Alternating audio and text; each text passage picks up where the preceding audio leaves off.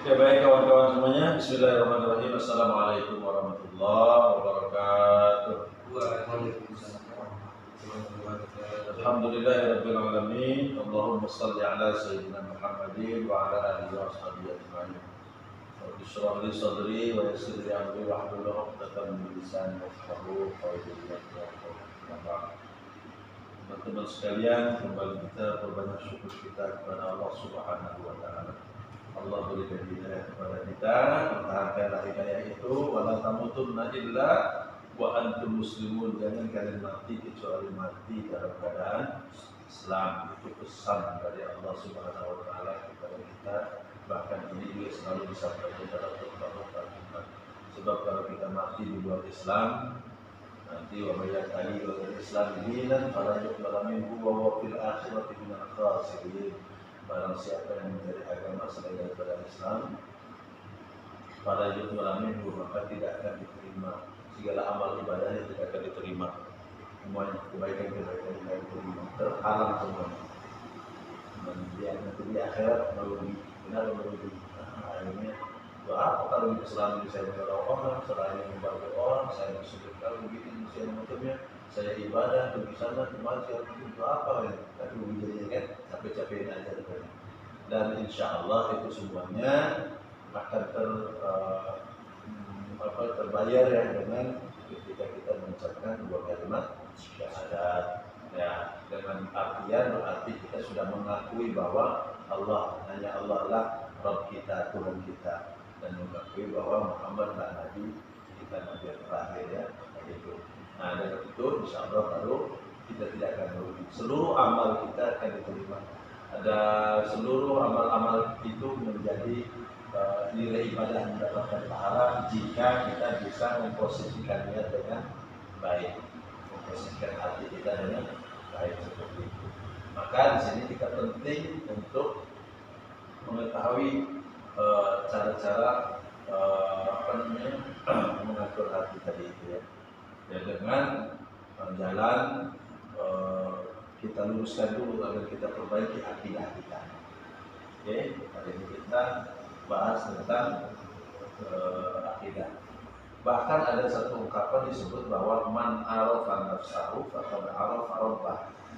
Barang siapa yang kenal dirinya, berarti dia akan kenal dengan Tuhan. Kenal diri kita, maka dia akan kenal dengan Tuhan. Dalam makna maksudnya gimana? Kita sadar kita ini siapa, kayak gitu. Kenal berarti itu, paling tidak seperti itu. Kita ini bukan apa-apa, kita ini lemah, kita ini hina, ya.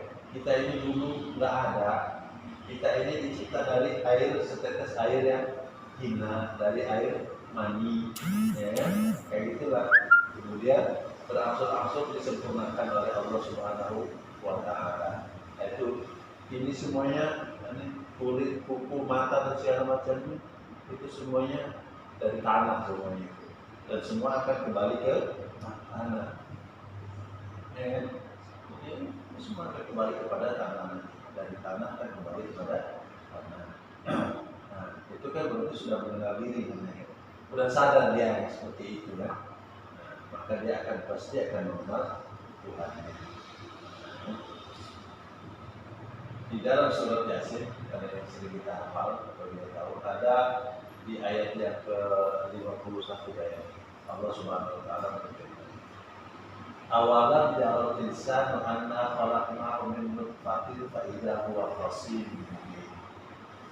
Tidakkah manusia memperhatikan bahwa mereka itu diciptakan dari nutfah. Nutfah itu air mani. Faidah wa khasimun mubin, tapi tiba-tiba manusia itu menjadi sombong, pembangkang, durhaka. Nah, berarti dia yang tak kenal dengan dirinya, nggak sadar kalau dia cipta dari itu. Maka faidah wa khasimun mubin. Saking membangkangnya manusia itu, ya kan? Lanjutan ayatnya adalah wa daraba lana masalan wa nasiya khalqah qala may yuhyil izama wa hiya ramim. Mereka memberikan perumpamaan, wa darabana masalan wa nasiya khalqah.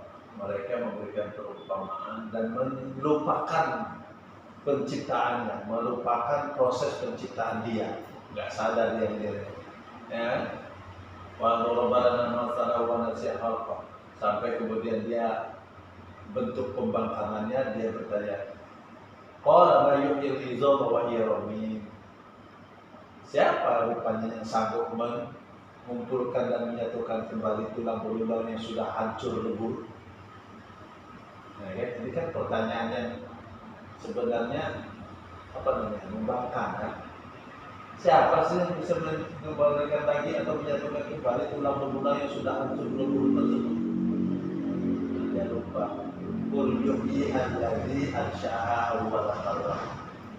Dan Allah yang menghidupkan kembali, yang menyatukan kembali tulang belulang itu adalah Dia yang menciptakan kamu pertama kali menciptakan awal pertama kali dulu. Siapa itu? Ya ini Allah. Tapi bagi yang pembangkang yang nggak ngerti, yang nggak paham, yang tidak tahu dirinya siapa, mana mau beriman juga? Ya kan? Kan kita setelah mati, ya kan, dalam kubur yang tadi dari tanah kan kembali ke tanah tadi itu semua hancur ya. Hancur semua berserakan ya. Tulang-tulangnya itu dalam hancur mati. Ini ya. Berserakan kemana, mata kemana, kuku tak kemana, alis tak kemana, rambut tak kemana, dan kan gitu ya kan. Dan mana-mana ya kan. Itu bisa kan disatukan lagi. Manusia kan mungkin. Ya kan. Tapi Allah. Jangankan sudah pernah diciptakan, belum pernah diciptakan bisa disatukan dengan Allah kan? Bisa diciptakan, apa aja sudah diciptakan, tinggal dengan ibaratnya kalau logika kita mau bermain itu kan hanya sekedar untuk mendekatkan paham aja, tinggal dikumpulin aja. Kalau Allah berkehendak, kun fayakun. Bagi Allah nggak ada susahnya, nggak ada sulitnya. Sama seperti proses kelahiran Nabi Isa itu tadi kan. Anaknya kuluri gulam, bagaimana saya bisa punya anak? Orang yang besar di basyarun aku bagi dia.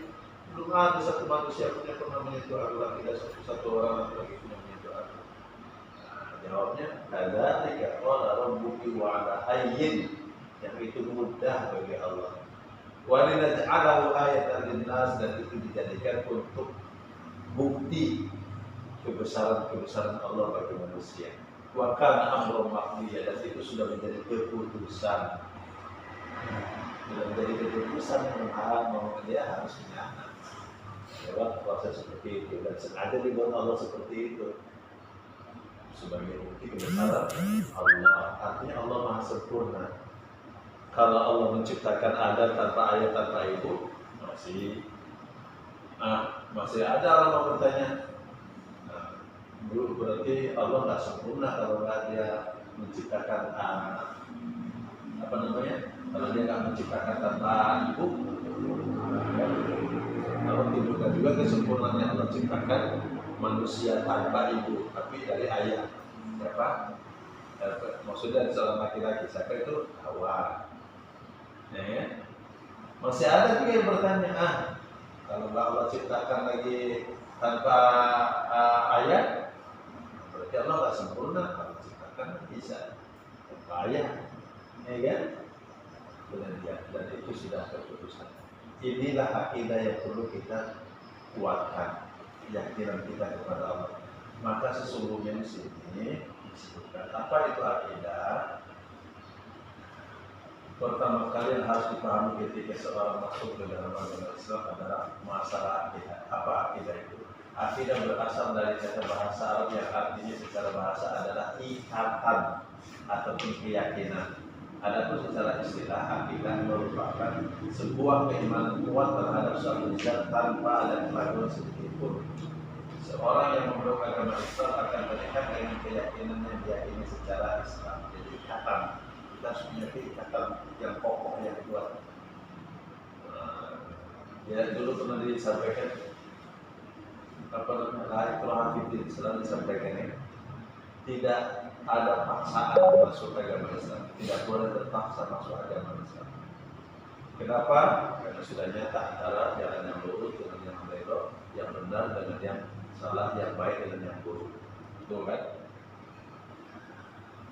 Faman yakfur bitaghuti wa yu'min billahi faqad istamsaka bil urwatil wuthqa. Siapa yang mengingkari tagut, artinya tidak mengimani, tidak beriman, tidak percaya kalau ada kekuatan lain selain daripada kekuatan Allah ya. Wa yu'min billah, dan beriman kepada Allah, yakin kita kepada Allah, percaya adanya Allah dengan segala kesempurnaannya. Faqad istamsaka bil urwatil wuthqa, berarti dia sudah berpegang teguh kepada tali yang kokoh. Ibarat kita hanyut banjir, ya kan? Hanyut kita banjiran, kita sudah pegang tali ataupun pokoknya kuat, insya Allah selamat. Tapi kalau kita berpegang kepada rumput, air deras, mungkinkah kita selamat? Tidak mungkin ya kan? Jadi orang-orang yang tidak berakidah kepada agama Allah, tidak berkeyakinan kepada agama Islam, dia seolah-olah berpegang rumput di tengah banjir, tidak akan dapat menyelamatkan dia.